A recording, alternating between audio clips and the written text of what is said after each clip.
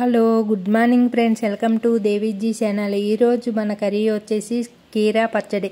ఈ కీరా పచ్చడికి కావాల్సినవి చూసేద్దాము. ఒక కీరా, కొద్దిగా చింతపండు, ఇంకా ఒక స్పూన్ శనగపప్పు, ఒక స్పూన్ మినపప్పు, కొద్దిగా జీలకర్ర, పచ్చిమిర్చి, కరివేపాకు, కొద్దిగా చింతపండుని వాటర్లో నానబెట్టి పక్కన పెట్టుకోవాలి. అలాగే ఇప్పుడు ఒక గిన్నె తీసుకుని స్టవ్ పై పెట్టి స్టవ్ వెలిగించుకుని కొద్దిగా ఆయిల్ అనేది ఎక్కువ పోసుకోవాలి ఈ పచ్చడికి.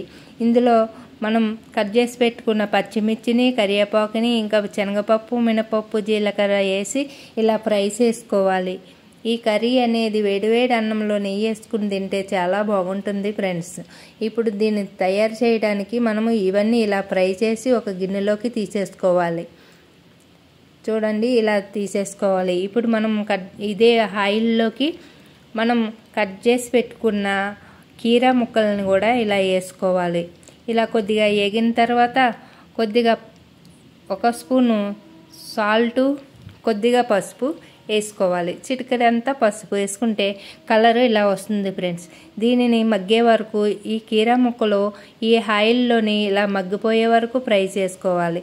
అలానే ఇవన్నీ చల్లారబెట్టుకుని మనం మిక్సీ పట్టి పక్కన పెట్టుకోవాలి. ఇప్పుడు పోపుకి కొద్దిగా ఆయిల్ అనేది వేసుకుని దాంట్లో ఎండుమిర్చి, కరివేపాకు, ఆవాలు, జీలకర్ర, ఇంకా శనగపప్పు, మినపప్పు వేసుకుని ఇలా పోపు పెట్టుకోవాలి.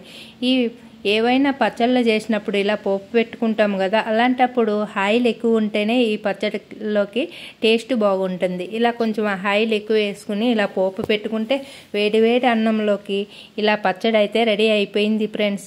ఈ పచ్చడి వేడివేడి అన్నంలో నెయ్యి వేసుకుని తింటే చాలా బాగుంటుంది. ఈ వీడియో మీకు నచ్చితే లైక్ చేయండి, షేర్ చేయండి. అలాగే మరిన్ని వీడియోలు రావడం కొరకు మన ఛానల్ని సబ్స్క్రైబ్ చేసుకోవడం మర్చిపోకండి ఫ్రెండ్స్.